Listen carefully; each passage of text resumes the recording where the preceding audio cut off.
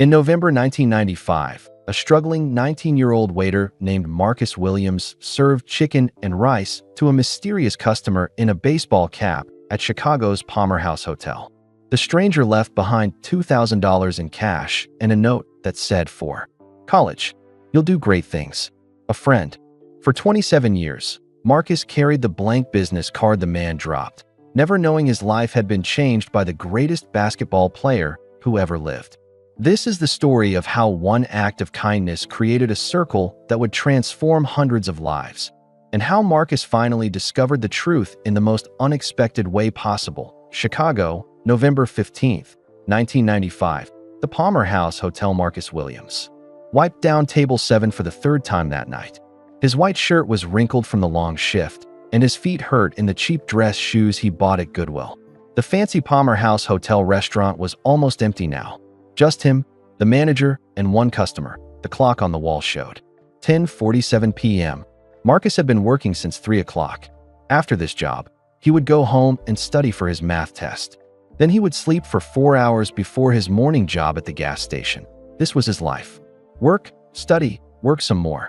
Every day looked the same. Marcus was 19 years old, but he felt much older. His mom worked nights cleaning office buildings downtown. She came home tired every morning, her hands rough from scrubbing floors. His dad had left when Marcus was 12. One day he was there, the next day he wasn't. No goodbye, no explanation. "We don't need him," his mom had said, but Marcus saw her cry when she thought he wasn't looking. Now Marcus worked 2 jobs and went to community college part-time. He wanted to study business at a real university, but that cost money they didn't have. His grades were good enough. His dreams were big enough. But his bank account was almost empty. The last customer sat alone at table 7. He wore a baseball cap pulled low over his face and a simple black jacket. Marcus couldn't see him very well, but he looked tall, really tall. The man had been sitting there for an hour, eating slowly. He ordered simple food, grilled chicken, white rice, and water. No wine, no fancy sauce, no dessert. Marcus liked customers who didn't make extra work, but something about this man seemed different. He sat very straight, like an athlete. His shoulders were wide under the jacket. When he moved his hands, Marcus noticed they were huge.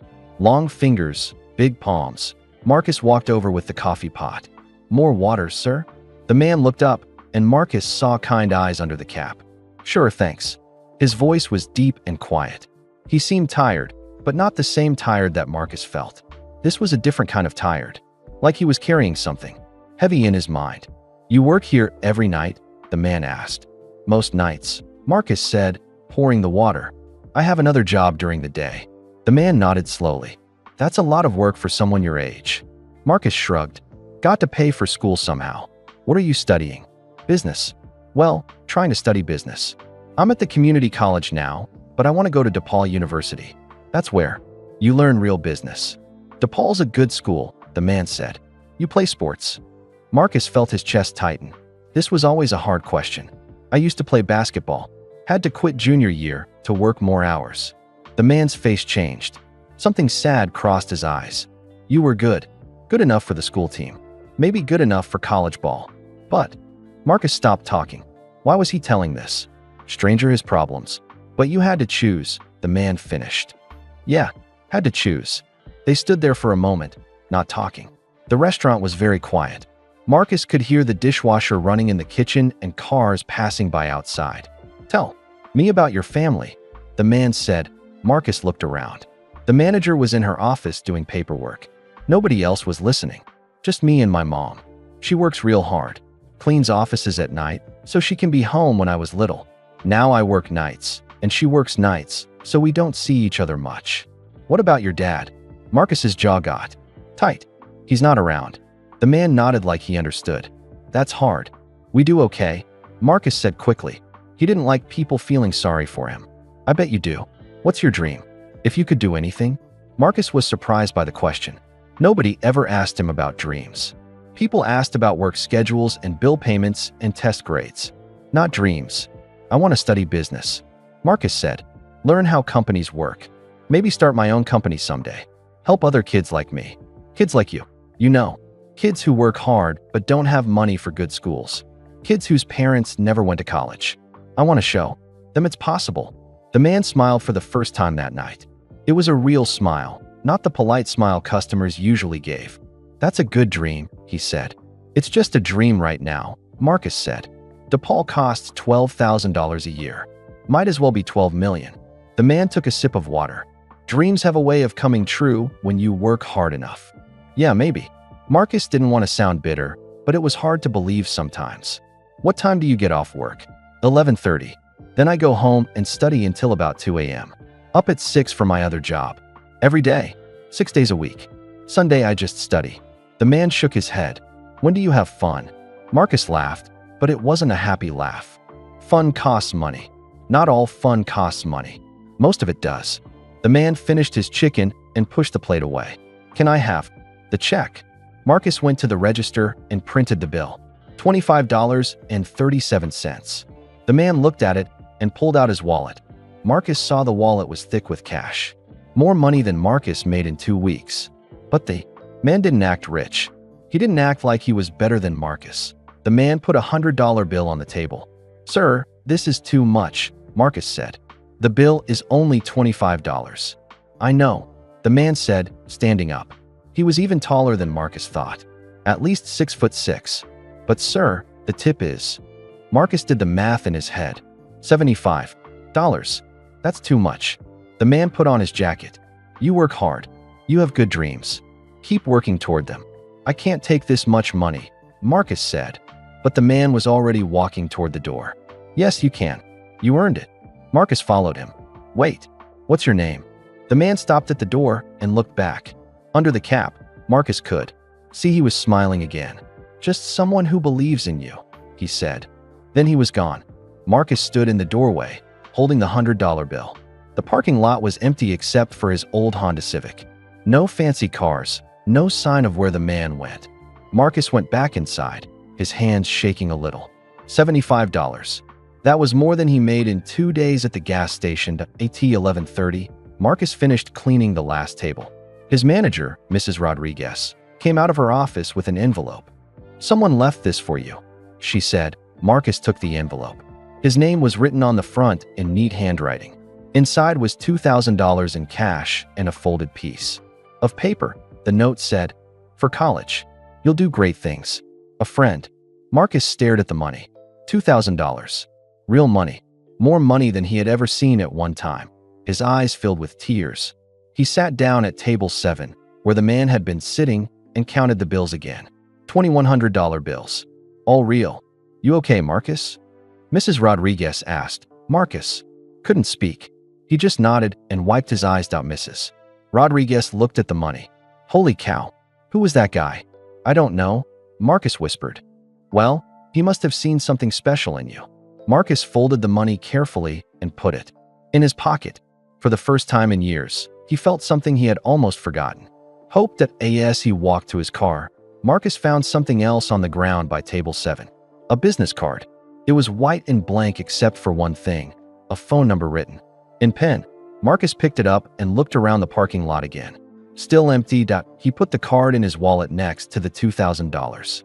Someday, he thought, he would call that number. Someday he would find out who helped him. Someday he would say thank you.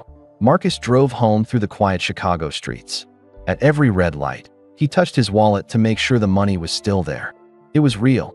It had really happened. When he got to his apartment, his mom was getting ready for work. She took one look at his face and knew something was different. "What happened, baby?" Marcus pulled out the money and showed her. His mom sat down hard on their old couch. "Marcus, where did this come from?" He told her about the tall man in the baseball cap, about the tip and the envelope and the note. His mom cried. Not sad tears, but happy tears. "An angel," she said. "God sent you an angel." Marcus looked at the money again. $2,000 wouldn't pay for all of college, but it was a start. With this money, student loans, and his job, maybe he could make it work. Maybe DePaul University wasn't just a dream anymore. That night, Marcus couldn't sleep. He kept thinking about the man's questions, about dreams and hard work and kids like him. He thought about the man's sad eyes and kind smile. Who was he?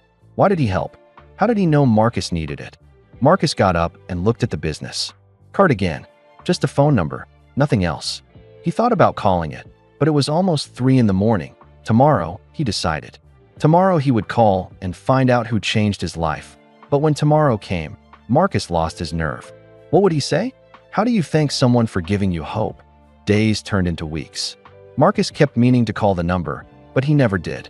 He was scared the man might want the money back or that it was all a mistake. But Marcus kept the card. Every day for the next 27 years, he would carry it in his wallet. A reminder that sometimes, when you least expect it, the world can surprise you. Sometimes angels wear baseball caps and eat chicken and rice at fancy hotel restaurants. Sometimes they see something in you that you don't even see in yourself, and sometimes they change everything. Chicago, 1996 to 2000. DePaul University. Marcus stood outside the DePaul University admissions office, holding his acceptance letter. His hands were shaking, just like they had that night at the Palmer House Hotel. "You sure about this, baby?" his mom asked. She had taken the morning off work to come with him. Her cleaning uniform was replaced by her best dress, the blue one she wore to church. "I'm sure, Mama," Marcus said. This is what he wanted me to do with his gift. The mystery man's $2,000 had been the key. With that money, a partial scholarship, student loans, and his 2 jobs, Marcus could afford DePaul. Barely, but he could do it. Walking across campus that first day felt like walking into a different world. Students carried expensive backpacks and talked about spring break, trips to Florida. Marcus carried his books in a plastic bag and brought peanut butter sandwiches for lunch. But he belonged here. The stranger had believed in him, and now Marcus was starting to believe in himself. His first business class was Introduction to Management. The professor, Dr. Martinez, asked each student to share their goals.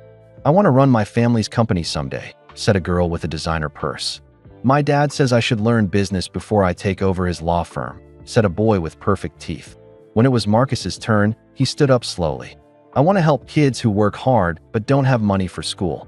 I want to show them that dreams can come true." Some students looked confused.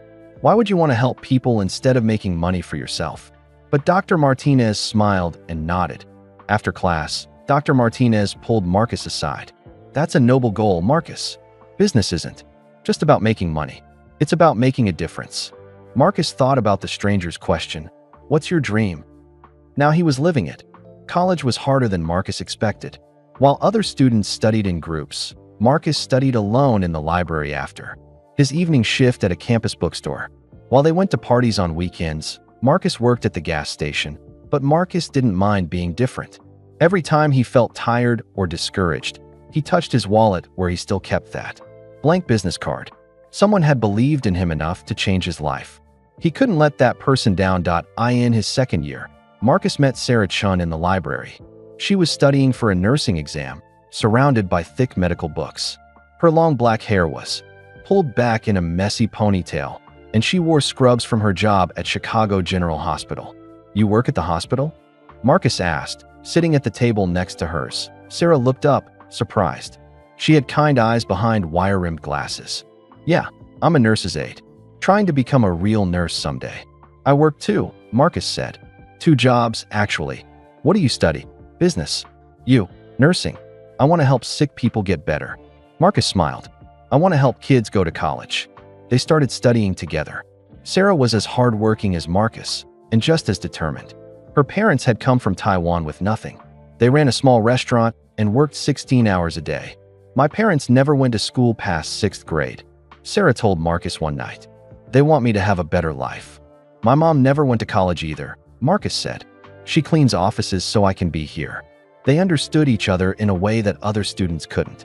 They both knew what it meant to carry your families' dreams on your shoulders. On their first date, Marcus took Sarah to a free concert in Lincoln Park.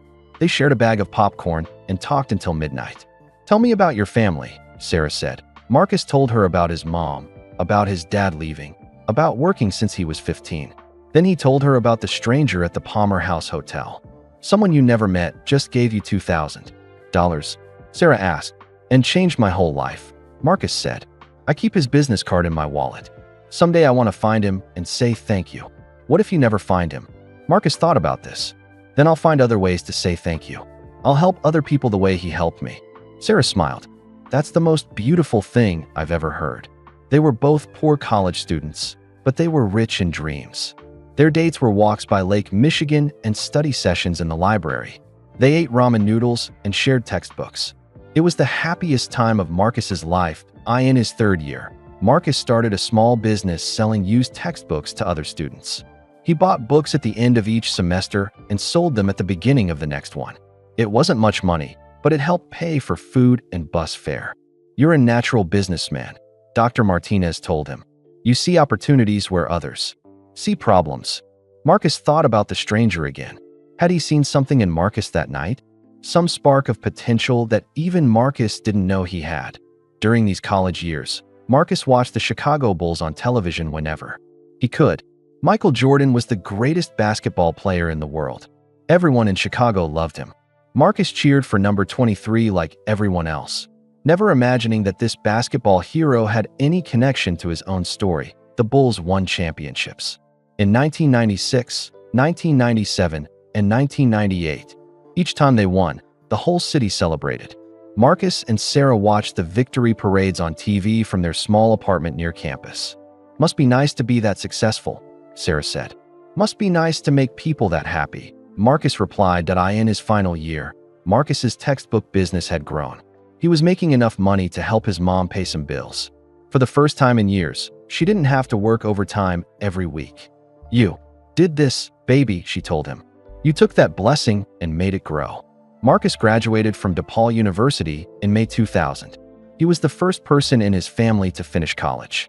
His mom cried during the ceremony, just like she had cried the night he showed her the mysterious gift. "That angel who helped you must be so proud," she whispered. After graduation, Marcus looked at his diploma and thought about the journey. 4 years ago, he was a tired waiter with no hope of college. Now he had a business degree and a plan for the future. He still carried the blank business card in his wallet. He had tried calling the number a few times over the years, but it was always disconnected. The mystery man remained a mystery, but Marcus had learned something important during college. Sometimes the best way to say thank you is to pass the gift forward. He opened a savings account and put $50 in it every month. "Someday," he told Sarah, "I'll help someone else the way someone helped me." Sarah had graduated too, with her nursing degree. They got engaged on the same bench in Lincoln Park where they had their first date. "What kind of business do you want to start?" Sarah asked. Marcus looked out at Lake Michigan, thinking, something that helps people, something that makes dreams come true. He didn't know it yet, but the stranger who had changed his life was still watching from a distance. Still proud of the young man who had turned a gift into something beautiful, still believing that Marcus Williams would do great things. And Marcus was just getting started. Chicago, 2001-2010. Marcus and Sarah got married on a sunny Saturday in June 2001. The wedding was small but perfect. They held it in the community center where Marcus used to play basketball as a kid. His mom cried happy tears. Sarah's parents flew in from Taiwan and smiled even though they spoke little English. Marcus wore a rented tuxedo and Sarah wore her grandmother's wedding dress. They couldn't afford a fancy wedding, but they didn't need one. They had each other and big dreams. "I promise to build a life with you," Marcus said during his vows. "A life that helps other people the way someone once helped me." Sarah squeezed his hand. "I promise to support your dreams and share mine with you." After the ceremony, Marcus's mom pulled him aside. "That stranger would be so proud to see you today," she whispered. Marcus touched his wallet where he still kept the business card. "I hope so, Mama. I really hope so." Their first apartment was tiny. 1 bedroom, a small kitchen, and a living room that barely fit a couch. But it was theirs. Marcus hung his college diploma on the wall next to a photo of their wedding day. Marcus started his real business in that little apartment. He bought and sold electronics, computers, phones, and cameras. He would find good deals at auctions and sell them to people who needed technology but couldn't afford store prices. "Why electronics?" Sarah asked one evening as Marcus tested a used computer. "Because technology helps people do amazing things," Marcus said. "A kid with a computer can learn anything. A family with a good phone can stay connected. I'm not just selling gadgets. I'm selling possibilities." Sarah smiled. She was working at Chicago General Hospital now, helping sick children get better. They were both in the business of helping people, just in different ways. Marcus's business grew slowly but steadily. He rented a small storefront on the south side of Chicago. The sign outside read, Williams Electronics, technology for everyone. Marcus treated every customer like family. If someone couldn't afford a computer, he would set up a payment plan.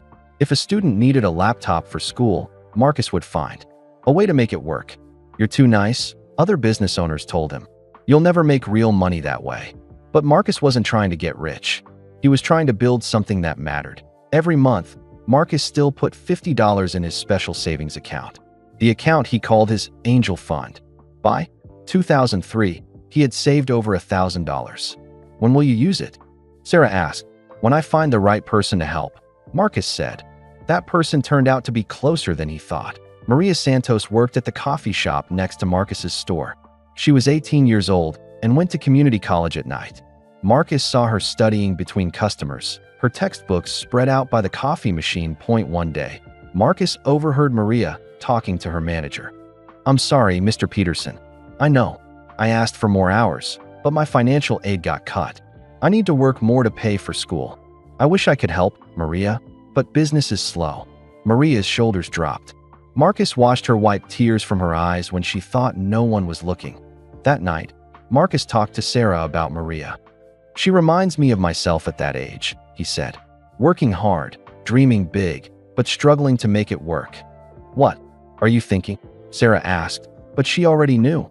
Marcus smiled. I'm thinking it's time to use the Angel Fund. Marcus created a fake scholarship program called Chicago Angels Scholarship. He made official-looking papers on his computer and mailed them to Maria. The letter said she had been chosen to receive $2,000 for school expenses. No strings attached, just someone who believed in her dreams. When Maria got the letter, she ran into Marcus's store, crying and laughing at the same time. Did you see this? She asked, waving the letter.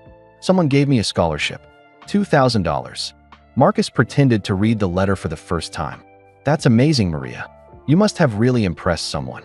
But I never applied for this scholarship. I don't understand. Sometimes good things happen when you work hard and stay hopeful, Marcus said. Thinking about his own mysterious gift, Maria hugged the letter to her chest. I can stay in school now. I can become a teacher like I always wanted. Marcus felt the same joy he had felt that night at the Palmer House Hotel. The joy of having someone believe in your dreams. Over the next few years, Marcus's business continued to grow. He opened a second store, then a third. Sarah got promoted to head nurse in the children's ward. They were doing well, but they never forgot where they came from. In 2005, their daughter Emma was born. She had Sarah's dark hair and Marcus's bright smile. Marcus held her in the hospital and made a promise. Emma, your daddy's going to build a world where every kid has a chance to follow their dreams. 2 years later, their son Jake was born. He was curious about everything, always reaching for things just out of his grasp. Just like his daddy, Sarah laughed. Marcus loved being a father. Every night, he told Emma and Jake bedtime stories. Not fairy tales about princes and castles, but real stories about kindness and hard work.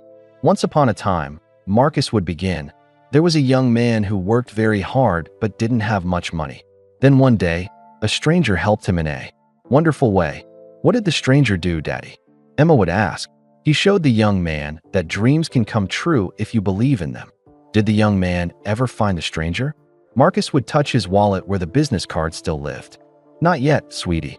But he never stopped being grateful. As the children grew, Marcus continued his secret scholarship program. After Maria, he helped David Kim, a young man who stocked shelves at night and studied engineering during the day. Then Lisa Rodriguez, who wanted to be a doctor but couldn't afford medical school preparation classes. Each time, Marcus created the same story, the Chicago Angels Scholarship Program. Each time, he felt the joy of giving someone hope. Sarah always helped him choose who to help next. What about that girl at the grocery store? She would suggest. She's always reading textbooks while she works. By 2009, Marcus had helped 8 young people go to college. None of them knew who really paid for their scholarships. They only knew that someone believed in them. That same year, Marcus's mom got sick. Diabetes and high blood pressure from years of hard work and stress. For a while, the doctors weren't sure she would get better. Marcus sat by her hospital bed, holding her hand. You're going to be okay, Mama. We can afford the best doctors now. Everything's going to be fine. His mom squeezed his hand weakly. You did good, baby. You took that blessing and made it grow into something beautiful. Thanks to good medical care they could afford because of the life that mysterious gift had helped build, Marcus's mom got better. She moved into a nice apartment near Marcus and Sarah, where she could see her grandchildren every day.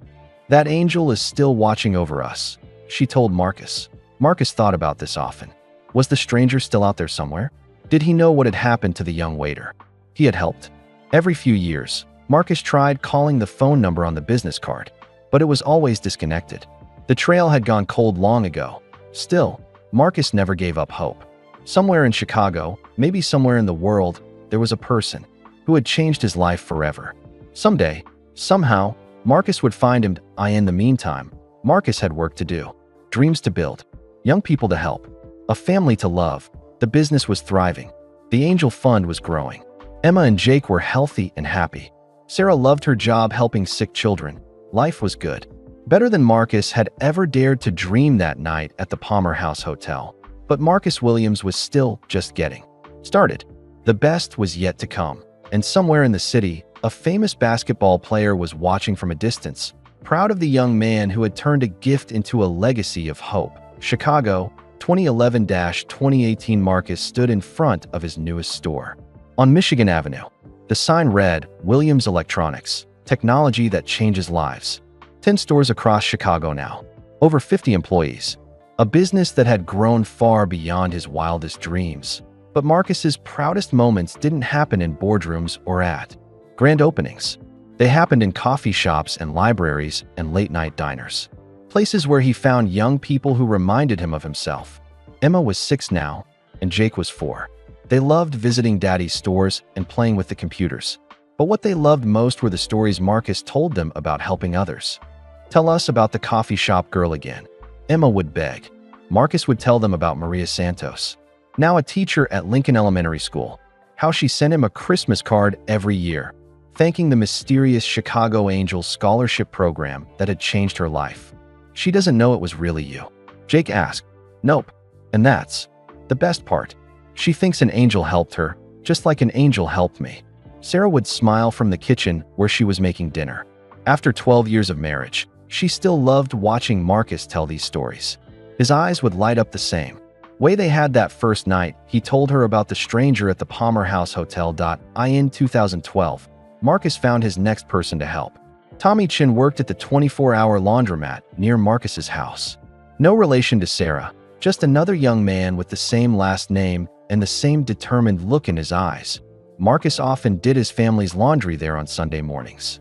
Tommy was always working, always studying. Engineering textbooks spread out between loads of clothes. You go to school? Marcus asked one Sunday. Tommy looked up from his calculus homework. Community college. Trying to transfer to University of Illinois for engineering. That's expensive. Tommy's face got tight. Yeah, my parents work 3 jobs between them. We own a restaurant, but business is slow. I'm trying to save money, but college costs keep going up. Marcus nodded, remembering his own struggles. What kind of engineering? Computer engineering. I want to design programs that help people solve problems. That was all Marcus needed to hear. 2 weeks later, Tommy received a letter from the Chicago Angels Scholarship Program, $5,000 for his transfer to University of Illinois. Tommy brought the letter to the laundromat, tears in his eyes. Mr. Williams, look at this. Someone gave me a scholarship. Marcus pretended to read the letter carefully. Tommy, that's incredible. You must have really impressed someone with your hard work. But I never applied for this. I don't understand how they found me. Sometimes, Marcus said, folding his son's tiny t-shirts, good things happen to good people who work hard and never give up. Tommy graduated from University of Illinois in 2015 and got a job at a tech company in downtown Chicago. He sent a thank you letter to the Chicago Angels Scholarship Program every year on the anniversary of receiving the money. Marcus kept all these letters in a special box at home. He never responded to them, but he read each one multiple times. Over the next few years, Marcus helped more students. Jessica Williams, no relation, who wanted to be a nurse like Sarah. Roberto Morales, who stocked shelves at night and studied to be a teacher during the day. Amanda Foster, who cleaned offices like Marcus's mom used to do and dreamed of becoming a social worker. Each scholarship was bigger now. Marcus could afford to give more. Some students got $5,000, others got $10,000. Whatever they needed to make their dreams possible. By 2016, Marcus had helped 15 young people go to college. 15 futures changed. 15 families lifted up. How do you choose who to help? Sarah asked one evening as they watched the news together. Marcus thought about this. I look for kids who remind me of myself. Kids who work hard but need a break. Kids who have big dreams but small bank accounts. And kids who would use the money wisely. That too. Just like someone saw something in me that night. Marcus still tried calling the phone number on the business card every few years. Still disconnected. The mystery man remained a mystery, but Marcus had stopped feeling sad about not finding him. Instead, he felt grateful every day. The stranger's gift had grown into something much bigger than college tuition for one person. It had become a way of life for Marcus's whole family. Emma and Jake knew about Daddy's secret scholarship program. They helped him pick who to help next. What about her? Emma would whisper when they saw a young woman studying at Starbucks. She looks tired like you used to be, Daddy. Jake would add. The children understood that helping others was just what their family did. Like some families had traditions of Sunday dinners or yearly vacations, the Williams family had a tradition of changing lives. In 2017, Marcus's business hit a major milestone. Williams Electronics made over $2 million in profit. Marcus could have bought a bigger house or fancy cars. Instead, he increased his scholarship giving. That year, he helped 5 students instead of his usual 2. The Chicago Angels scholarship program gave away $50,000. Are you sure about this? Sarah asked, looking at their bank account. I'm sure, Marcus said. We have enough. More than enough. It's time to give more. But all the success and giving couldn't protect Marcus from everything. In early 2018, he started having chest pains. The doctor said it was stress from working too hard. You need to slow down, Dr. Peterson told him. Your body is telling you to take a break. Sarah was worried. Maybe you're doing too much. The business, the scholarships, the kids. Marcus sat in the doctor's office, thinking about his life. 15 stores now. 23 young people helped through college. A beautiful family. A loving wife. I can't slow down, he told Sarah on the drive home. There are too many kids out there who need help. Too many dreams waiting to come true. But what good are you to them if you work yourself to death? Marcus knew she was right. But every time he thought about slowing down, he remembered that night at the Palmer House Hotel. He remembered feeling hopeless and then suddenly having hope. How many kids were out there right now, feeling the same way he had felt? How many were working late shifts and studying by streetlights and dreaming of college they couldn't afford? I'll be more careful, Marcus promised Sarah. But I can't stop. Not yet. That night, Marcus lay in bed staring at the ceiling. His chest felt tight, but not from heart problems. From the weight of knowing how much more work there was to do. Somewhere in Chicago, there was a young person working late, dreaming big, and needing help. Marcus could feel it. The same way that stranger had somehow felt his need that night 23 years ago. Marcus reached for his wallet on the nightstand and pulled out the old business card. Still blank except for that disconnected phone number. Still a mystery, after all these years. I wish I could find you, Marcus whispered to the card. I wish I could show you what your kindness became. Outside his window, the city lights twinkled like stars. Somewhere out there, Marcus's scholarship recipients were living their dreams. Maria was teaching children. Tommy was designing computer programs. Jessica was helping sick people get better. And somewhere out there, maybe the mystery man was still living too.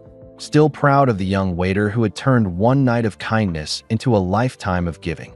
Marcus fell asleep holding the business card, not knowing that in just 4 years, he would finally get the chance to say thank you. The circle was about to close in the most amazing way possible. Chicago, March 8th, 2022. Marcus stood behind the counter of his flagship store on Michigan Avenue, checking inventory on his computer.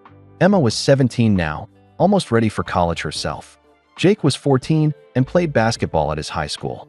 The years had been good to the Williams family. The chest pains had gotten better after Marcus finally listened to Sarah and hired a general manager for his stores. He still worked hard, but not the crazy hours that had nearly killed him. The Chicago Angels scholarship program was bigger than ever. Last year, Marcus had helped 8 students with a total of $80,000.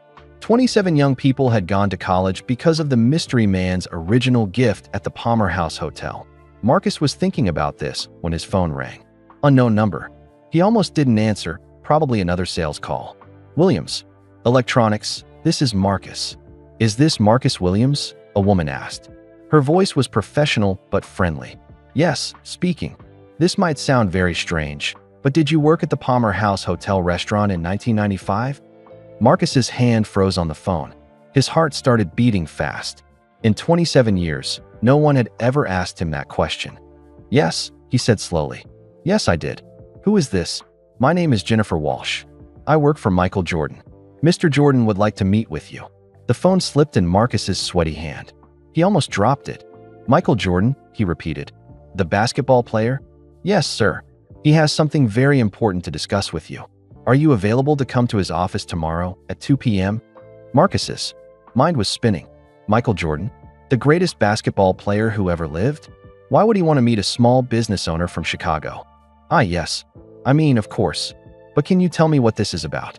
Mr. Jordan will explain everything when you see him. I can text you the address. Will tomorrow at 2 p.m. work? Marcus looked around his store. His employees were helping customers. Everything was normal, but nothing felt normal anymore. Yes, he managed to say. Tomorrow at 2 p.m. Excellent. Mr. Jordan is looking forward to meeting you, Marcus. The line went dead. Marcus stared at his phone like it might explode. Michael Jordan wanted to meet with him. Michael Jordan knew he had worked at the Palmer House Hotel in 1995. But how? And why? Marcus's heart was pounding so hard he had to sit down. His manager, Tony, came over looking worried. You okay, boss? You look like you saw a ghost. I think I might have, Marcus whispered. Marcus left work early and drove home in a daze. Sarah was in the kitchen making dinner when he walked in. You're home early, she said, then saw his face. What's wrong? Are you having chest pains again? No, it's not that. Marcus sat down at the kitchen table. Sarah, you're not going to believe what just happened. He told her about the phone call, about Jennifer Walsh and Michael Jordan and the meeting tomorrow. Sarah sat down across from him, her mouth open. Michael Jordan? Why would Michael Jordan want to meet with you? I don't know. But Sarah, she asked about the Palmer House Hotel. She knew I worked there in 1995. Sarah's eyes got wide. You think this is about? Marcus pulled out his wallet and took out the old business card. Still blank except for that phone number that had been disconnected for years. What if it's him? Marcus whispered. What if Michael Jordan is the mystery man who helped me? But that's impossible. Why would Michael Jordan be eating alone in a hotel restaurant? He's famous. People would have recognized him. Marcus thought about this. Remember what I told you about that night? He wore a baseball cap pulled low. I couldn't see his face very well. And this was 1995. No cell phone cameras, no social media. Maybe he could eat somewhere without being noticed. Sarah reached across the table and took his hand. Marcus, even if it's not him, this is incredible. Michael Jordan wants to meet you. That's amazing all by itself. But Marcus knew in his heart it was more than that. The timing was too perfect. The question about the Palmer House Hotel was too specific. After 27 years of wondering, after 27 years of carrying that business card, the answer was finally coming. That night, Marcus couldn't sleep.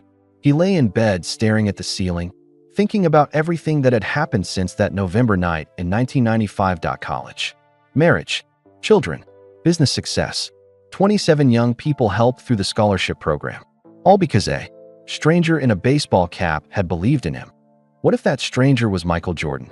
What if the greatest basketball player in history had been sitting at table 7, eating chicken and rice, changing Marcus's life forever? Marcus got up and went to his home office. He opened the special box where he kept all the thank you letters from his scholarship recipients. 27 letters from 27 grateful students. Maria Santos, now teaching 3rd grade. Dear Chicago Angels, you saved my dreams when I thought they were impossible. Tommy Chun, now designing apps at Google. I think about your kindness every single day. You changed my whole family's life. Jessica Williams, now a head nurse at Northwestern Memorial. Because of you, I help sick children get better. Your gift keeps giving through everything I do. Marcus read letter after letter. Each one was a life changed. Each one was proof that kindness grows when you share it. If Michael Jordan really was his mystery helper, Marcus couldn't wait to show him these letters. To show him how far his gift had traveled, Emma came downstairs for a glass of water and found her dad reading letters at 2 a.m. "Daddy, why are you awake?" Marcus looked up at his beautiful daughter. In 1 year, she would go to college. She wanted to study education, just like Maria Santos. Maybe she would get help from the scholarship program her father had built. "I might meet someone very important tomorrow," Marcus told her. "Someone who changed our whole family's life before you were even born. The mystery man from your story." Marcus smiled. Emma had heard the Palmer House Hotel story 100 times. "Maybe. I think maybe." Emma sat down next to her father. "Are you scared?" "A little." "What do you say to someone who gave you everything? How do you thank someone for changing not just your life, but the lives of 27 other people too?" "You just tell the truth," Emma said. "You tell them what happened because of their kindness." Marcus hugged his daughter. "When did you get so wise?" "I learned from my dad. He taught me that kindness is the most important thing in the world." The next morning came slowly. Marcus put on his best suit, the same one he wore to business meetings and his children's school events. Sarah helped him pick out a tie. "You look perfect," she said, straightening his collar. "Just remember, whatever happens today, you've already made that person proud. Look at what you've built from their gift."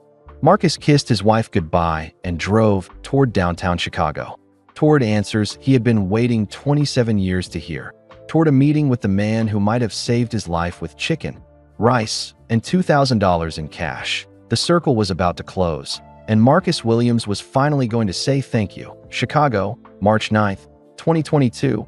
Jordan Brand office. Marcus arrived at the Jordan Brand office 30 minutes early. He sat in his car in the parking lot, trying to calm his nerves. The building was impressive, all glass and steel, with the famous Jordan logo displayed proudly near the entrance. His hands were shaking again, just like they had 27 years ago when he found that envelope of money. Marcus looked at himself in the rearview mirror. Gray was starting to show in his hair, lines around his eyes from years of hard work and laughter with his children. He was not the scared 19-year-old waiter anymore. He was a successful businessman, a loving husband, a proud father. But right now, he felt exactly like that young man who had served chicken and rice to a stranger in a baseball CAP at exactly 1:55 p.m. Marcus walked into the building. The lobby was filled with basketball memorabilia, championship trophies, signed jerseys, photos of Michael Jordan making impossible shots. Marcus felt like he was walking through a museum of greatness. "Mr. Williams?" A woman approached him. She was about 40, with kind eyes and a warm smile. "I'm Jennifer Walsh. Thank you so much for coming." "Thank you for calling," Marcus said, his voice more nervous than he wanted it to be. Jennifer led him through hallways lined with more photos and awards. Marcus saw pictures of Jordan with presidents, celebrities, and world leaders. What could a man this famous possibly want with him? They stopped outside a wooden door with a simple nameplate. "Michael Jordan, Chairman. He's waiting for you," Jennifer said, knocking softly. "Come in," called a deep voice from inside. Jennifer opened the door, and Marcus stepped into the office. It was large, but not flashy. A big desk, comfortable chairs, and windows overlooking downtown Chicago. Behind the desk sat the most famous athlete in the world. Michael Jordan stood up and walked around his desk. He was still tall and athletic at 59, but his hair was gray now. He wore a simple black suit and moved with the same grace Marcus remembered from watching him play basketball. But there was something else, something familiar about the way he walked, something that made Marcus's heart skip a beat. "Marcus," Jordan said, extending his hand. "Thank you for coming. I've been looking forward to this for a very long time." Marcus shook the offered hand. Those fingers were still long and strong, just like the hands he had noticed that night at table 7. "Mr. Jordan, it's an honor to meet you. But I have to ask, why did you want to see me?" Jordan smiled, and suddenly Marcus was back in the Palmer House Hotel restaurant. That same gentle smile, that same look of kindness in his eyes. "Please, sit down," Jordan said, gesturing to a chair across from his desk. "Do you remember November 15th, 1995? Marcus felt the world stop spinning around him. "The Palmer House." Jordan nodded slowly. "Table 7.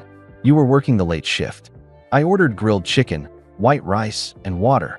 Marcus's eyes filled with tears. After 27 years of wondering, after carrying that business card in his wallet through everything, college, marriage, starting his business, raising his children, he finally had his answer. "It was you," Marcus whispered. "It was me," Jordan said softly. Marcus put his face in his hands and cried. Not sad tears, but tears of relief and joy and gratitude. All the emotions he had been carrying for nearly 3 decades came pouring out. Jordan waited patiently, understanding that this moment needed time. Finally, Marcus looked up. "Why? Why were you there that night? Why did you help me?" Jordan leaned back in his chair, his own eyes getting misty. "Marcus, that was one of the hardest times in my life. I had just come back to basketball after trying to play baseball. Everyone expected me to be perfect, to pick up right where I left off. But I was struggling. I felt lost." Marcus listened, amazed. Michael Jordan, the greatest player ever, had felt lost? "I went to that restaurant to be alone," Jordan continued. "To think, to try to figure out who I was if I wasn't the basketball player everyone expected me to be. But you seemed so calm that night." Jordan smiled. "You reminded me of something I had forgotten. You treated me like a regular person, not like Michael Jordan the celebrity, just like a customer who needed a meal. I didn't know who you were. The baseball cap covered your face. That was the point. But Marcus, you did something more important than serve me food. You talked to me about real things. Your dreams, your family, your hope for the future. You reminded me why I loved helping people." Marcus was crying again. "I told you I wanted to help kids like me someday. You did. And in that moment, sitting in that restaurant feeling sorry for myself, you reminded me what really mattered. It wasn't about basketball or fame or money. It was about using whatever gifts you have to help other people." Jordan reached into his desk drawer and pulled out a thick folder. "Marcus, I've been following your story for 27 years." He opened the folder and spread out newspaper clippings, photos, and printed articles. Marcus saw his wedding announcement from the Chicago Tribune, a business article about Williams Electronics, a photo of him at a community event. "You kept track of me all this time." "I had to know," Jordan said. "I had to see if that young man with big dreams would make them come true." Marcus looked through the papers, amazed. There was an article about his mom's recovery from her illness, a photo of Emma at a school science fair, even a mention of his scholarship program in a community newsletter. "I'm so proud of you," Jordan said, his voice thick with emotion. "You became exactly who I thought you could be that night. But why didn't you ever reach out? Why wait until now?" Jordan smiled. "Because you needed to become who you were supposed to be first. If I had told you who I was back then, you might have felt like you owed me something. Instead, you owed it to yourself and to your own dreams." Marcus pulled out his wallet with shaking hands. He removed the old business card, creased and worn, from 27 years of being carried everywhere. "I've had this since that night.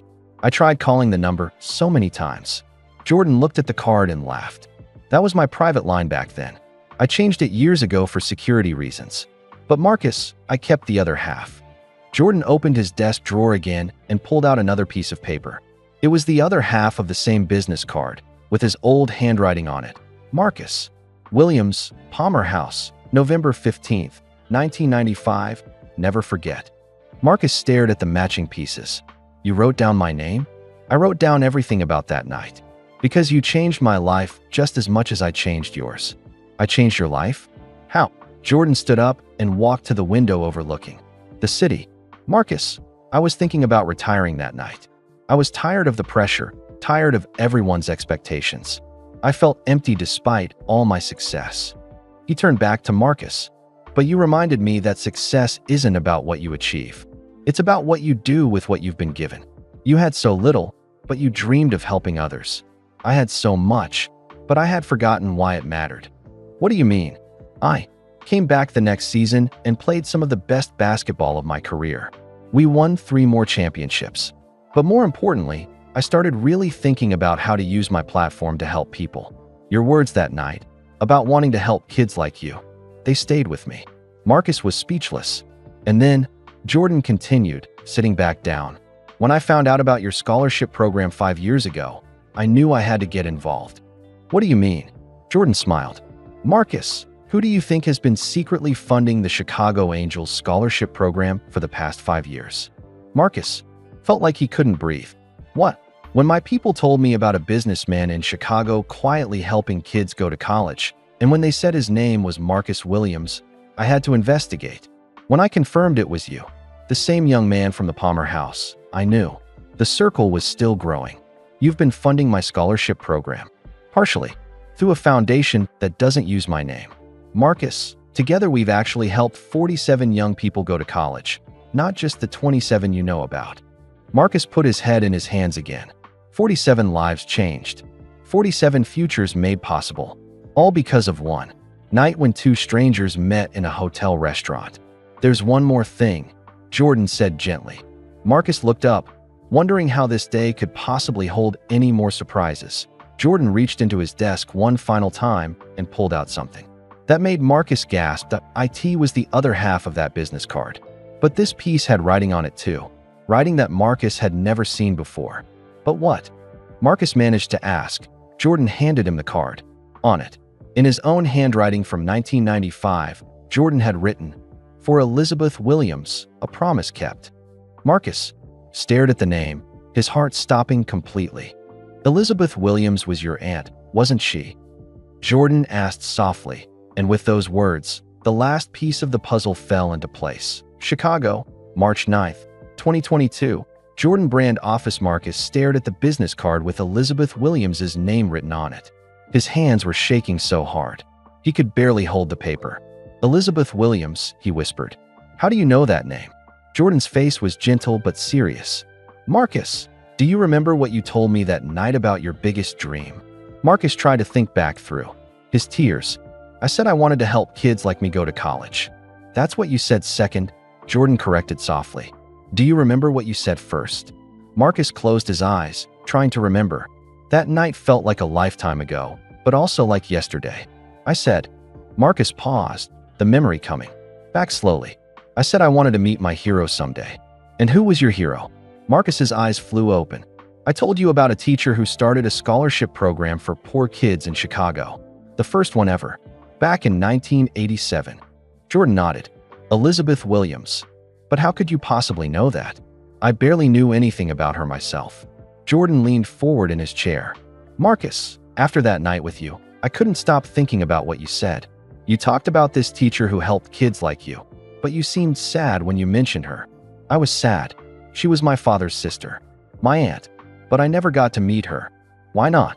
Marcus felt the old pain in his chest. My dad left when I was 12. He was too proud to ask for help from anyone, even family. When he left, we lost touch with everyone on his side. Jordan opened another folder on his desk. Inside were old newspaper articles from the 1980s and 1990s. After our conversation, I did some research. Elizabeth Williams started the first private scholarship fund for underprivileged kids in Chicago in 1987. She was a teacher at Garfield Elementary School. Marcus looked at the newspaper clippings. There were photos of a woman who looked like his father. The same eyes, the same determined expression. She helped 12 kids go to college before she died in 1994, Jordan continued.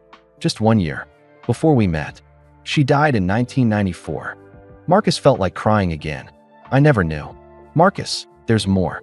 I found records showing that Elizabeth tried to contact your family in 1993. She wanted to help with your education costs.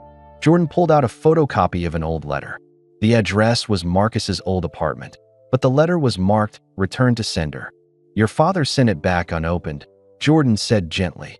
Marcus read the letter through his tears. Dear Marcus, you don't know me, but I'm your Aunt Elizabeth, your father's sister. I heard through old friends that you're a good student who works hard. I've started a scholarship program to help kids like you go to college. I would be honored to help my own nephew achieve his dreams. Please call me. Love. Aunt Elizabeth. She tried to help me, Marcus whispered. She tried to help me directly, and my dad was too proud to let her. That's why what you told me that night hit me so hard, Jordan said. You were talking about your hero, a woman who helped kids go to college, and you didn't even know she was your aunt. You didn't know she had tried to help you personally. Marcus was crying openly now. So when you helped me, I was carrying on your family's tradition. Elizabeth Williams was helping kids like you years before I ever thought about it. When I met you, and you told me your name was Williams, and you talked about wanting to help others, I knew I had to look into it. Jordan stood up and walked around his desk to sit in the chair next to Marcus. Marcus, I didn't just help you that night because you seem like a good kid. I helped you because I realized you were Elizabeth Williams's nephew. The nephew she had tried to help but couldn't reach. You knew all along. I suspected after our conversation. I confirmed it the next day when I had someone look into your family background. Elizabeth Williams had died just 8 months before we met. She never got to help you, but she would have been so proud of what you've accomplished. Marcus looked at all the papers spread across Jordan's desk. His whole life story was there, but now it included pieces he had never known about. "There's something else," Jordan said softly. "Something I think will make you very happy." He pulled out one more folder. This one was newer, with recent photos and documents. "Do you remember Carlos Morales? One of your scholarship recipients from 2019. Marcus nodded. "He wanted to be a teacher. Reminded me a lot of myself. Carlos is now teaching at Garfield Elementary School, the same school where your Aunt Elizabeth taught." Marcus's jaw dropped. "What? He doesn't know the connection." "But Marcus, Carlos is teaching in the same classroom where your aunt taught 30 years ago. He's helping kids just like she did, just like you've been doing." Jordan showed Marcus photos of Carlos with his students, young faces full of hope and curiosity. "The circle isn't just between you and me," Jordan said. "It goes back to Elizabeth, forward to Carlos, and out to every kid we've helped together." Marcus felt overwhelmed by the beauty of it all. "My aunt started helping kids in 1987, 35 years ago, and because of her inspiration and your determination and our partnership, we've now helped 47 young people go to college. 47 futures changed because Elizabeth Williams believed in the power of education. She never got to help me directly, but she helped me anyway," Marcus said, understanding finally. "Through you. Through all of us. Marcus, your aunt may have died before she could meet you, but her legacy lives on in everything you've done. Every scholarship you've given, every kid you've helped. That's Elizabeth Williams's dream continuing to grow." Jordan reached into his desk one last time and pulled out a small wooden box. "I've been saving this for the right moment," he said, handing it to Marcus. Inside the box was a gold pin. It was simple but beautiful, with the words Elizabeth Williams Foundation engraved on it. "What is this?" Marcus asked. "A proposal," Jordan said with a smile. "I want us to make our partnership official. I want to start a Rayall Foundation in your aunt's name. Together, we can help hundreds of kids, not just dozens." Marcus stared at the pin, thinking about his aunt who had died never knowing if her work mattered. Thinking about all the young people they had already helped. Thinking about all the kids still out there who needed hope. "Elizabeth would have loved this," Marcus said. "She would have loved you," Jordan replied. "She would have been so proud of the man you became. You turned out exactly like her, someone who uses their gifts to lift others up." Marcus put the pin back in the box carefully. "When do we start?" Jordan grinned. "We already started 35 years ago when Elizabeth helped her first student. We continued 27 years ago when we met. We're just making it official. Now, the Elizabeth Williams Foundation," Marcus said, testing how it sounded. "Has a nice ring to it, doesn't it?"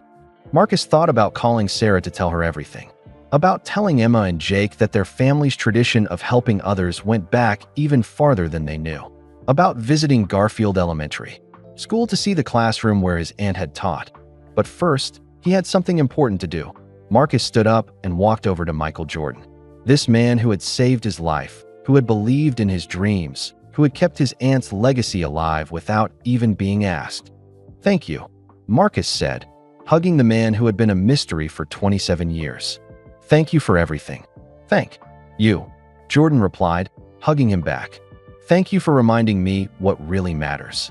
When they broke apart, both men were smiling through their tears. The circle was complete, but it was also just beginning. Chicago, March 9th, 2022. Evening. Marcus drove home through the familiar streets of Chicago, but everything looked different. Now, the city lights seemed brighter. The lake looked more beautiful. Even the traffic didn't bother him. In the passenger seat sat a folder full of documents about the Elizabeth Williams Foundation. Next to it was the small wooden box with the gold pin. But most importantly, Marcus finally had answers to questions he had carried for 27 years. His phone had been buzzing with texts from Sarah. "How did it go? Are you okay?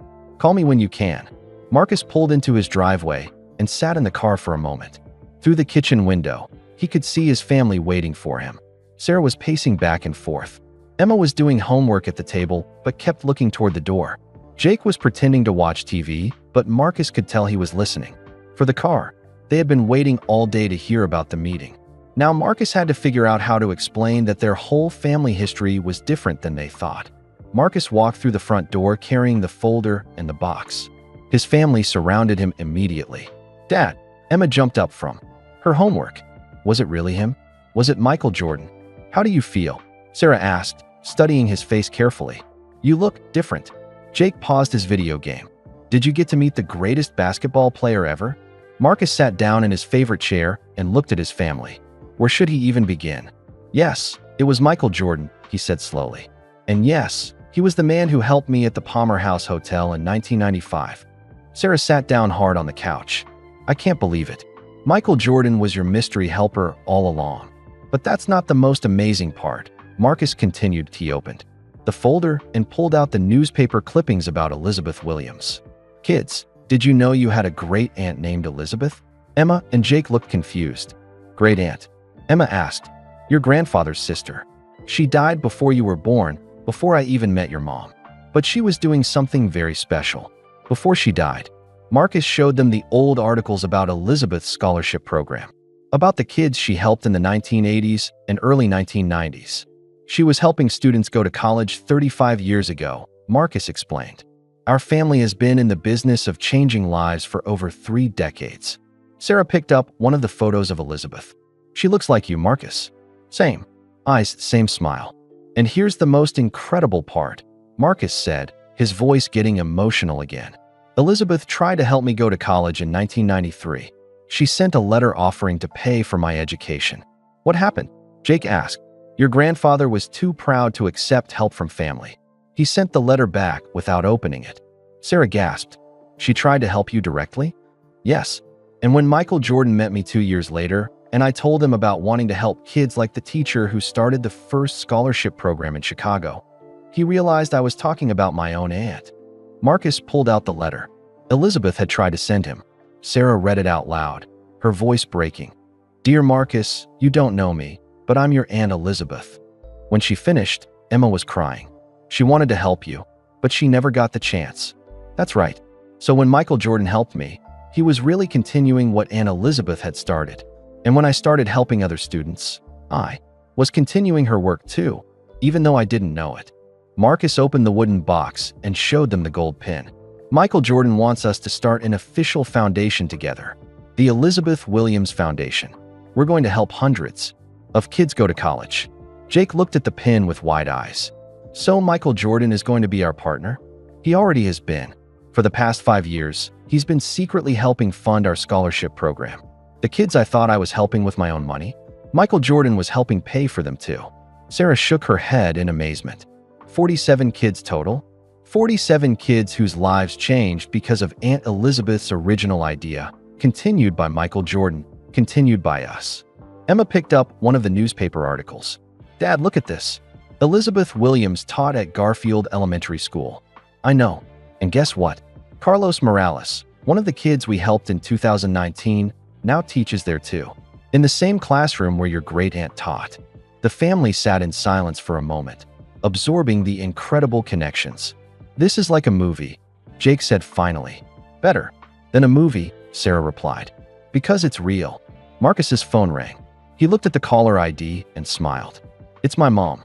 I should tell her about Elizabeth." Marcus put the phone on speaker so his family could hear. "Marcus, baby, how did your big meeting go?" "Mom, you're not going to believe this. The man who helped me 27 years ago was Michael Jordan." His mom was quiet for a long moment. "Michael Jordan? The basketball player?" "Yes, Mom. But there's something else. Something about Dad's family." Marcus told his mother about Elizabeth Williams, about the scholarship program she started, about the letter she had tried to send. His mom started crying on the phone. "Elizabeth? Oh, honey, I remember Elizabeth. She was such a sweet woman. Your father talked about her sometimes, before he got so stubborn about accepting help from anyone. You knew her. We met a few times before your dad left. She was a teacher, always talking about helping kids. She would have loved you so much, Marcus. She tried to help me, Mom. She tried to pay for my college. And your father was too proud to let her." His mom's voice was sad, but not angry. He thought accepting help meant he was failing as a father. He never understood that sometimes accepting help is how you succeed. "Well, she helped me anyway," Marcus said. "Through Michael Jordan. Through the foundation we're going to start in her name. The Elizabeth Williams Foundation," his mom repeated. "She would be so proud, baby. So very proud." After Marcus hung up, the family sat together in the living room, looking through all the documents Jordan had shared. Photos of scholarship recipients, newspaper articles about the foundation plans, and the letter Elizabeth had tried to send 29 years ago. "Dad," Emma said quietly, "I want to help with the foundation." "Me too," Jake added. "When I'm old." "Enough." Sarah reached over and took Marcus's hand. "We all do. This is what our family does now. What we've always done, apparently." Marcus looked around at his family. His beautiful wife who supported every dream he'd ever had. His brilliant daughter who would start college next year. His curious son who saw the world as full of possibilities. "You know what the best part is?" Marcus said. "What?" Sarah asked. "Aunt Elizabeth never got to see if her work mattered. She died not knowing if those 12 kids she helped would help other kids someday. But they did. And we did. And now hundreds more will." Marcus picked up the old business card. Both halves now reunited. 27 years of carrying this mystery around, and now he finally understood the whole story. "Tomorrow I'm going to call Garfield Elementary School," he said. "I want to see the classroom where Aunt Elizabeth taught. I want to meet Carlos and tell him he's teaching in his scholarship donor's old room. Can we come with you?" Emma asked. "Of course. This is a family story now." Sarah looked at her husband with eyes full of love and pride. "You know what I think?" "What?" "I think Elizabeth Williams has been watching over you this whole time. First through Michael Jordan, then through your own success, and now through this foundation. She never got to help you directly, but she's been helping you all along." Marcus smiled, thinking about the aunt he had never met but who had shaped his entire life. "Maybe you're right. Maybe angels don't always come in the form you expect. Sometimes they wear basketball caps and eat chicken and rice," Jake said, remembering his father's old stories. "And sometimes they're teachers who die before you get to meet them, but whose love finds a way to reach you anyway," Emma added. Marcus hugged his children close. Tomorrow would bring new challenges and new opportunities. The Elizabeth Williams Foundation would need to be organized. Students would need to be chosen. Lives would need to be changed. But tonight, Marcus Williams was just a grateful son, husband, and father who finally understood that the circle of kindness in his life was much bigger and older than he had ever imagined. And somewhere in the city, Michael Jordan was probably sitting in his own home, feeling the same gratitude and peace. The circle was complete, but the story was far from over. Chicago, September 15th, 2022. 6 months later, the DePaul University auditorium was packed with people. Students, parents, teachers, and community leaders filled every seat. On the stage, a large banner read, "The Elizabeth Williams Foundation Opening Ceremony." Marcus stood backstage, wearing the same suit he had worn to meet Michael Jordan 6 months ago. But this time, he wasn't nervous. He was excited. Today was the day they would officially launch the foundation that would help 100 students every year. "You ready for this?" Sarah asked, straightening his tie. She wore a beautiful blue dress and the Elizabeth Williams Foundation pin on her lapel. "I've been ready for this my whole life," Marcus replied. "I just didn't know it until now." Emma and Jake stood nearby, also wearing foundation pins. Emma would start at DePaul University next month, studying education just like her great-aunt Elizabeth had. She planned to become a teacher and eventually work with the foundation. "Dad, look how many people came," Jake said, peeking through the stage curtain. Marcus looked out at the audience. In the front row sat his mom, wiping happy tears from her eyes. Next to her was Carlos Morales, the young man who now taught in Elizabeth's old classroom at Garfield Elementary School. Marcus had visited Carlos 3 months ago and told him the whole story. Carlos had cried when he learned that his scholarship had come from Elizabeth Williams's nephew and that he was now teaching in her old room. "It's like she's still helping kids through me," Carlos had said. "Through all of us." Also in the front row were some of the 47 students Marcus and Jordan had helped over the years. Maria Santos, now a principal. Tommy Chun, who had started his own technology company. Jessica Williams, head of nursing at Northwestern Memorial Hospital. Each of them thought they were here to celebrate a new foundation. None of them knew they were really here to celebrate the continuation of a circle that had started 35 years ago.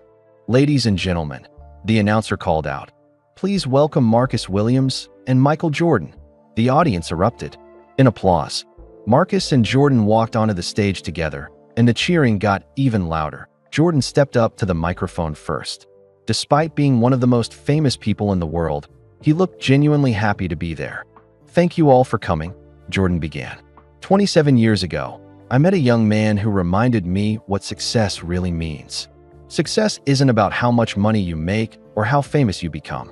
Success is about using whatever gifts you have to help other people achieve their dreams. The audience listened carefully. Many of them had never heard Michael Jordan speak about anything except basketball. That young man was Marcus Williams. Jordan continued, gesturing toward Marcus. "But this foundation isn't really about Marcus and me. It's about a teacher named Elizabeth Williams who started helping kids go to college back in 1987. Jordan told the audience about Elizabeth, how she had used her own small salary to help 12 students before she died, how she had tried to help her nephew Marcus but couldn't reach him, how her legacy had lived on through Marcus's work. Elizabeth Williams never got to see if her kindness mattered, Jordan said. She died not knowing that her nephew would help dozens of students. She never knew that those students would become teachers and nurses and engineers who help others. She never knew that her small act of faith would grow into something this big." The audience was completely quiet, hanging on every word. But today, we make sure Elizabeth Williams's kindness never stops growing. Today, we promise that 100 students every year will get the chance she wanted to give to all kids who work hard and dream big. Jordan stepped back, and Marcus took the microphone. "I practiced a speech for today," Marcus said, "but I'm going to throw it away and just speak from my heart." He looked out at the audience, seeing faces he recognized and faces he didn't. But they all had one thing in common. They believed in the power of education to change lives. 35 years ago, my Aunt Elizabeth helped her first student go to college. She was a teacher who made $30,000 a year, but she found a way to change a young person's life. Marcus paused, thinking about the aunt he had never met but who had shaped everything he became. 27 years ago, Michael Jordan helped me when I thought college was impossible. But he wasn't just helping me. He was honoring my aunt's memory, even though I didn't know it at the time. Marcus pulled out the old business card, now framed and hanging around his neck. "I carried this mystery in my wallet for 27 years. Today, I'm retiring it, because the mystery is solved, and the real work is just beginning." Marcus looked at the scholarship recipients in the audience.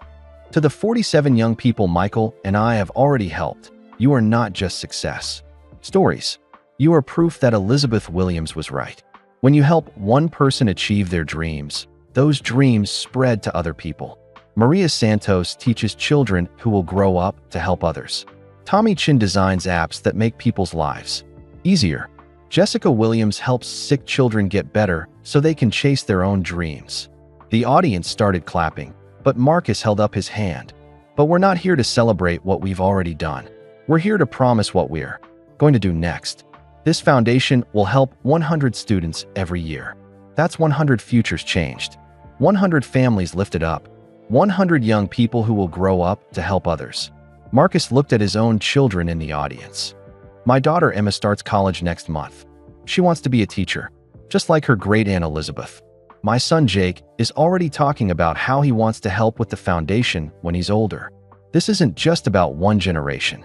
This is about creating a tradition of kindness that will outlast all of us." Marcus stepped back from the microphone, and Jordan joined him at center stage.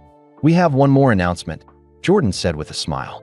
"The first 100 Elizabeth Williams Foundation scholarships have already been awarded. The recipients are here today." The auditorium doors opened, and 100 young people walked in. They carried signs with their names and their dream careers. Maria, future doctor; James, future teacher; Lisa, future engineer. The audience jumped to their feet, applauding wildly. Marcus felt tears streaming down his face as he watched these young people, these dreamers, walk toward the stage. Each scholarship recipient placed a flower in a large vase on the stage. As they did, they said their name and their goal out loud. I'm Sarah Martinez, and I'm going to be a social worker. I'm David Park, and I'm going to be a computer programmer. I'm Amanda Johnson, and I'm going to be a nurse. One by one, they filled the vase with flowers. 100 flowers for 100 dreams, all made possible by a teacher who had died 28 years ago, but whose love had found a way to keep growing. When the last flower was placed, Marcus and Jordan stood with the 100 scholarship recipients on the stage. The audience was on their feet, cheering and crying and celebrating. Marcus looked out at the crowd and saw his mom beaming with pride. He saw Sarah and Emma and Jake applauding wildly. He saw Carlos Morales wiping tears from his eyes. Most importantly, he felt something he had never felt before. He felt like Elizabeth Williams was there with them, finally able to see what her kindness had become. Thank you, Marcus said into the microphone, his voice thick with emotion. Thank you for believing in the power of dreams. Thank you for helping us honor Elizabeth Williams. And thank you for being part of a circle of kindness that started 35 years ago and will continue long after we're gone. As the crowd cheered, Marcus put his arm around Michael Jordan's shoulders. Two men who had met by chance in a hotel restaurant 27 years ago, now partners in something much bigger than either of them had ever imagined. The Elizabeth Williams Foundation was officially launched. The circle was no longer just complete. It was multiplying. Chicago, December 20th, 2022. 3 months later, Marcus stood in his office at the Elizabeth Williams Foundation headquarters, looking out at the snowy Chicago streets. The building was a beautiful old school that had been renovated into office space. It felt perfect, a place of learning turned into a place of giving. The past 3 months had been the busiest and happiest of Marcus's life. The foundation was already changing lives. Letters poured in every day from grateful students and families.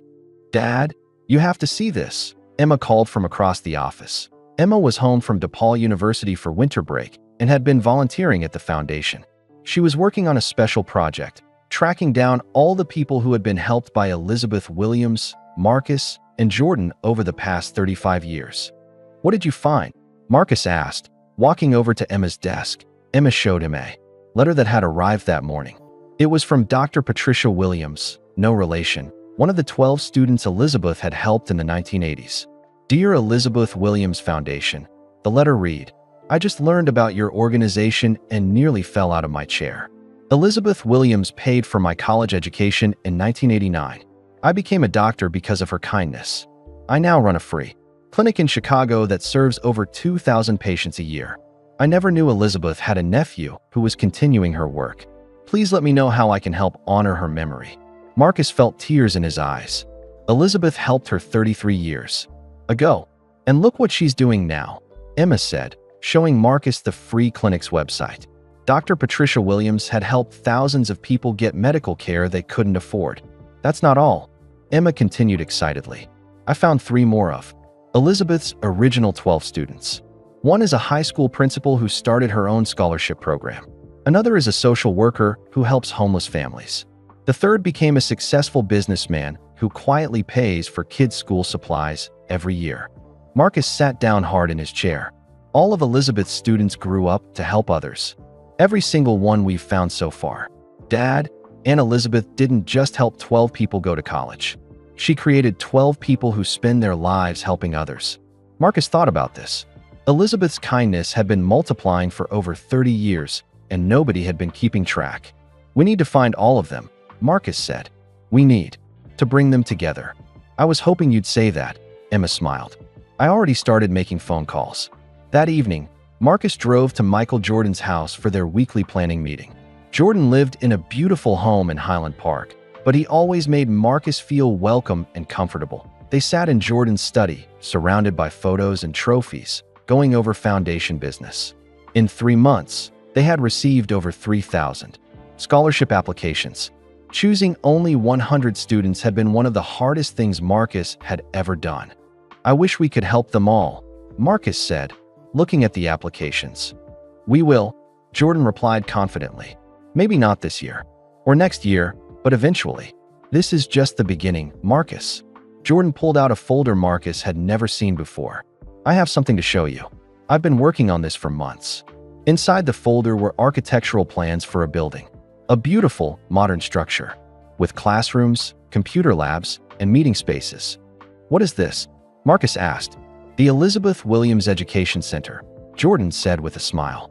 I want to build it next to the foundation headquarters. A place where our scholarship recipients can get tutoring, career counseling, and support throughout college. Marcus stared at the plans. The building was designed to help hundreds of students at a time. Michael, this must cost millions of dollars. It does, and I'm happy to pay for it. Marcus, I make more money in a year than I could spend in 10 lifetimes. It's time to put that money where it can do the most good. But why? You've already done so much. Jordan leaned back in his chair, looking thoughtful. Do you remember what you told me that night at the Palmer house? About your biggest dream? Marcus thought back. I said I wanted to help kids like me. You said you wanted to prove that dreams can come true, even for kids who don't have much money. Marcus, in the past 3 months, we've proven that 100 times over. But why stop at 100? Why not 1,000? Why not 10,000? Marcus felt his heart racing. You want to help 10,000 students? I want to help as many as we can reach. Elizabeth Williams helped 12 students with a teacher's salary. Imagine what we can do with real resources and a real plan. Jordan showed Marcus more papers. Corporate sponsorships, celebrity endorsements, government partnerships. The Elizabeth Williams Foundation was already attracting attention from major donors. Marcus, we're going to build something that lasts forever. Something Elizabeth would be proud of. Marcus looked at the plans for the education center again. In the corner of the main blueprint, someone had drawn a small garden with a bench. The label read, Elizabeth Williams Memorial Garden, a place to dream. You thought of everything. Marcus said. We thought of everything. Jordan corrected. This is our project, not mine. I'm just the guy with the checkbook. You're the guy with the heart that makes it all work. Marcus's phone buzzed with a text from Sarah. Come home soon. The kids have a surprise for you. I should get home, Marcus said. Sarah says the kids have something to show me. Jordan walked Marcus to the door. Before you go, I want you to know something. That night at the Palmer House Hotel, meeting you was the best thing that ever happened to me. Not because of basketball, not because of business. Because you reminded me what life is really about. Marcus hugged his friend and partner. Thank you, Michael, for everything. Marcus drove home through the snowy streets, thinking about Elizabeth Williams Education Center and 10,000 scholarship recipients and dreams that never stop growing. When he walked into his house, Emma and Jake were waiting in the living room with Sarah. They all looked excited about something. What's the surprise? Marcus asked. Emma handed him an envelope. Open it. Inside was a letter from Garfield Elementary School. It was signed by Carlos Morales and 20 other teachers. Dear Mr. Williams, the letter read, we would like to rename our school the Elizabeth Williams Elementary School.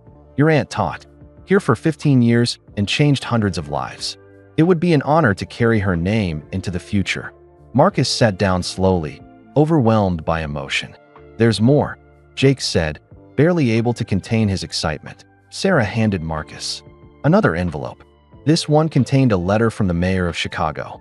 Dear Mr. Williams and Mr. Jordan, it read, the city of Chicago would like to declare November 15th as Elizabeth Williams Day, a day to celebrate education, kindness, and the power of helping others achieve their dreams. November 15th. The exact date Marcus had met Jordan at the Palmer House Hotel 27 years ago. How did they know about that date? Marcus asked. Emma grinned. I may have mentioned it when I called the mayor's office.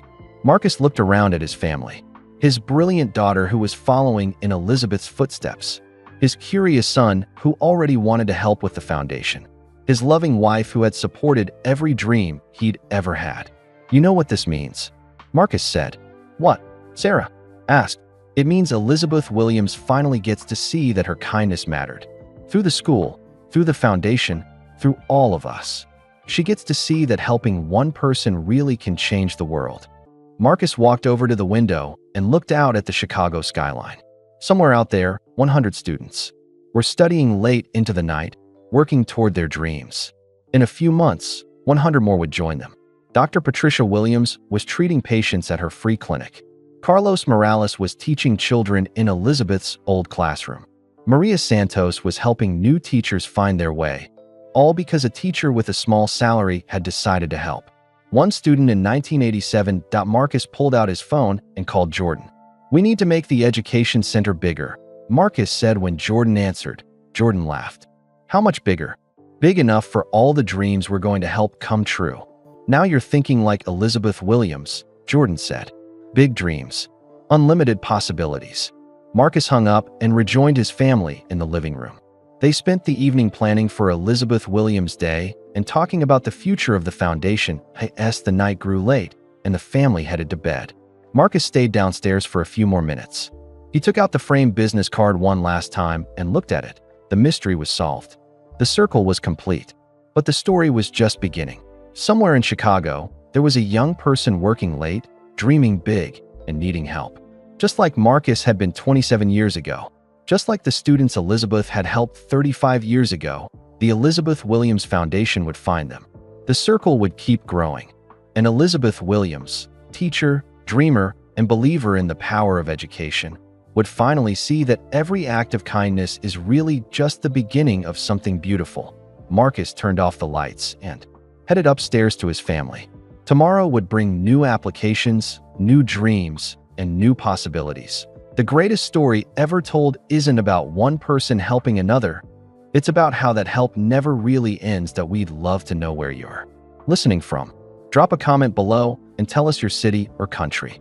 If this story touched your heart, please give this video a like. It really helps us reach more people who need to hear stories of hope and kindness. And don't forget to subscribe to our channel for more incredible true stories that will inspire and amaze you. We share tales of ordinary people doing extraordinary things, just like Marcus and the mysterious stranger who changed his life. Most importantly, please share this video with your friends and family. In a world that sometimes feels divided, stories like this remind us of our shared humanity and the power we all have to make a difference in someone's life. You never know, your small act of kindness today might be the beginning of someone else's amazing journey. Who knows? Maybe you'll be the mysterious stranger who changes a life, or maybe someone will change yours. That's the beautiful thing about kindness. It never really ends. Thanks for listening. And remember, every dream deserves a chance.